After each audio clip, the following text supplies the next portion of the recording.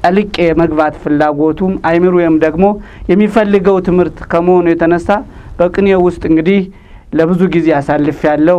አስነጋሪ፣ ዘራፊነት እንዲሁም መምህርነት አሳልፌያለሁ። እንግዲህ የተማርኩባቸው ትምህርት ቤቶችም ለመጥቀስ እችላለሁ። ጨጎዴ ቅዱስ መምህር ያሬድ የሚባሉ ጋር ነበርኩኝ። ኤንታ ተስፋ የሚባሉ ቀራኒዮ መድኃኔዓለም እዛው ጎጃም ውስጥ ነበርኩኝ።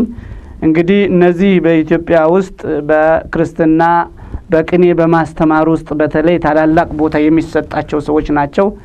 እንግዲህ ለመጨረሻ ጊዜ የቅኔ መምህር ሆኜ የወጣሁት ከመምህር ከመላከ መላእክት ተስፋ ተገኘ የቀራኒዮ መምህር ነው። ኤንታ ያሬድ ላይም ሳለሁ ዘራፊ ነበርኩኝ። ዞሮ እንግዲህ ከዛ በኋላ የቅኔ ትምህርት ከተማርኩ በኋላ ምንድን መማር እንዳለብኝ ከሰዎች ብዙ ጊዜ ቅኔ ሳደርግ ቅኔን የሰሙ ሰዎች በየቤተ ክርስቲያኑ ሳገለግል ያዩ ሰዎች መጽሐፍ ቢማር ይሄ ሰው ነገ ለቤተ ክርስቲያን ትልቅ ሰው ይሆናል የሚል ሀሳብ ብዙ ጊዜ ይናገሩ ስለነበረ ወደ መጽሐፍ ትምህርት ሄድኩኝ። እንግዲህ መጽሐፍ ትምህርት ብዙ ቦታ ነው የተማርኩ። ያው ዲማ ጊዮርጊስም ነበርኩኝ ከነ መምህር ዘሚካኤል። እንደገናም ጎንደር መድኃኔዓለም ከሊቀ ሊቃውንት ዕዝራ ነበርኩኝ። እዚህ መንፈሳዊ ጳውሎስ ደግሞ መንፈሳዊ ኮሌጅ ውስጥ ከነ ኤንታ ገብረ ስላሴ ነበርኩኝ። ዞሮ ዞሮ ዘዋይ ሐመረ ብርሃን ከመምህር ኤንታ ገብረ መድን ከሚባሉ አንድ መነኩሴ የሐዲስ ኪዳን መምህር ላይ ነበርኩኝ። እንግዲህ ይሄ ሁሉ የመጽሐፍ ግንዛቤን ሃይማኖት ምንድነው? ሰዎች የሚያምኑት እምነት እንዴት ነው? ለማስተማርም ለመረዳትም ፈጣሪ ማን ነው?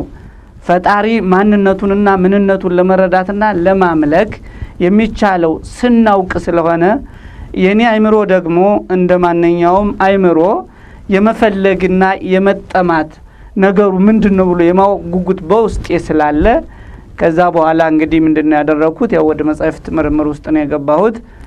እንግዲህ ገባሁ። ያው ሐዲሳትም ብሉያትም ተምሬያለሁ። ያው ማስረጃዎች ሁሉ አሉ። ግን ዞሮ ዞሮ እንግዲህ ለ27 ዓመት ያሳለፍኩት ታሪክ እጅግ ብዙ ነው። ይሁንም እንጂ እንግዲህ አለፍ እንጂ እያልኩ እንጂ ሙሉን ማስረዳት አይቻልም። እንግዲህ ጥያቄዎች ሁሉ መነሳት የጀመሩት መጽሐፍ ቤት ነው። መጽሐፍ ቤት ማለት ስለ የትኛውም እምነት ስለ የትኛውም ሃይማኖት ማወቅ የሚቻልበት ቦታ ነው። ምክንያቱም ሌሎች ትምህርቶች ለምሳሌ የዜማ ትምህርቶች አሉ፣ የቅኔ ትምህርት አለ። የቅኔ ትምህርት አሁን ስለ ቋንቋ ነው የሚያስረዳው፣ ስለ ግስ ነው የሚያስረዳው፣ ስለ ቋንቋ አተረጓጉም ነው የሚያስረዳው። የዜማ ትምህርት ደግሞ እንደገና የጩኸት ስልቶችን እንዴት አድርጎ በሚያምር ዜማ ድምጽን በማውጣት ማገልገል የሚቻልበትን አይነት ነገር ነው የሚያስረዳው። ጾመ ድጓ እንደገና አቋቋምም ደግሞ የሚያስረዳው ምንድነው? በቃ በተለያዩ መሳሪያዎች በጸናጽል በከበሮ ፈጣሪን እንዴት ማስደሰት ይቻላል፣ እንዴት ለፈጣሪ እንዴት መዘመር ይቻላል። ይሄ ትንሽ ከእውቀት አንጻር ከአይምሮ አንጻር ሳይሆን ከልምምድ አንጻር ሰዎች የአገልግሎታቸውን መስመር የሚከፍቱበትና አገልግሎታቸውን የሚፈጽሙበት ትምህርት ነው። የመጽሐፍ ትምህርት ግን ከዚህ ይለያል። እንዴት ነው የሚለየው? የመጽሐፍ ትምህርት ከሌሎች ትምህርቶች የመጽሐፍ ትምህርት ጠቅለል ያለ ዋና ሐሳቡ ስለ ሃይማኖት የሚታወቅበት ነው። ለምሳሌ በክርስትና ውስጥ ያሉ በተለይም በኢትዮጵያ ኦርቶዶክስ ተዋሕዶ ቤተክርስቲያን ውስጥ 81 መጻሕፍት አሉ።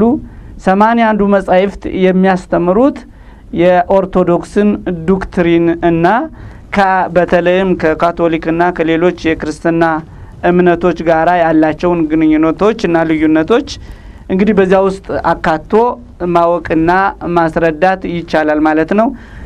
ነገር ግን መጽሐፍ ቤት ጥያቄዎች ይነሳሉ። ከዚያ በፊት ሰው ዝም ብሎ ማንፈጠረህ ስላሴ ስንት ናቸው? አንድም ሶስትም ናቸው። ይሄንን ነው ሊያስረዳ የሚችለው፣ ሊረዳ የሚችለው ይሄንን ነው። መጽሐፍ ቤት ከተገባ በኋላ ግን እያንዳንዱ ነገር ትርጉም አለው። እያንዳንዱ ነገር ጥያቄ አለው። እያንዳንዱ ነገር ፍች አለው። እያንዳንዱ ነገር ደግሞ መልስ አለው። እንግዲህ መጽሐፍ ቤት ሲገባ ሐዲሳትም ብሉያትም የራሱ መቅድም አለው። በዛ መቅድሙን ካለፈ በኋላ ወደ ገጸ ንባብ ሲገባ ገጸ ንባብ ውስጥ ሲገባ አንድ ሰው ጥያቄዎች ይነሱበታል። አሁን እኔ መጽሐፍ ቤት በተለይም አዲስ ኪዳን እየተማርኩ ሳለሁ አሁን የተራራው ስብከት የሚባል አለ። ማቴዎስ ወንጌል ምዕራፍ 5 ጀምሮ ከተራራ ወረዱ እስከሚለው እስከ ምዕራፍ 7 አካባቢ ድረስ ወሶበሬ ብዙሃን አሕዛብ አርገ ደብረ ብዙ ሰዎችን ባየ ጊዜ ወደ ተራራ ወጣ። ቀርቦ አብየው አርዳይሁ ወከሰታፉ ወመሃሮሙ ደቀ መዛሙርቱም ወደሱ ቀረቡ፣ እሱም ደግሞ አፉን ገልጦ አስተማራቸው ይላል።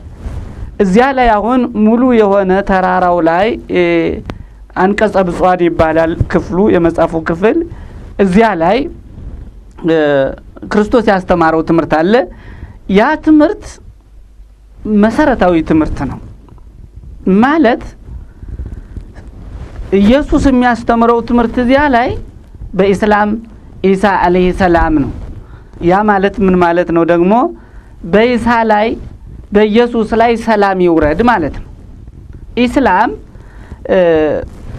ኢየሱስን ነቢይና ያለ አባት የተወለደ በድንግልና ከመርየም የተወለደ መሆኑን ያስተምራል፣ ይማራል። የኢስላም ሃይማኖት ይሄንን በግልጽ በቁርአን ላይ በተቀመጠው መሰረት እንማረዋለን፣ እናስተምረዋለን። አሁን እዚያ ላይ ስታዩ አንቀጸ ብፁዓን ላይ ማቴዎስ ወንጌል ምዕራፍ 5 ጀምሮ ማንበብ ይቻላል። እዚያ ላይ ስናነብ ኢየሱስ ስለ አምላክነቱ አንድም ቦታ ላይ በተለይ እዛ አካባቢ ትክክለኛ እሱ ያስተማረው ትምህርት እዛ ላይ የተቀመጠው ላይ ምንም ነገር የለም። ስለ አምላክነቱ የሚገልጽ ነገር የለም። ስለ መምህርነቱ ስለ መልእክተኛነቱ የሚያስረዱ ነገሮች ናቸው ያሉ።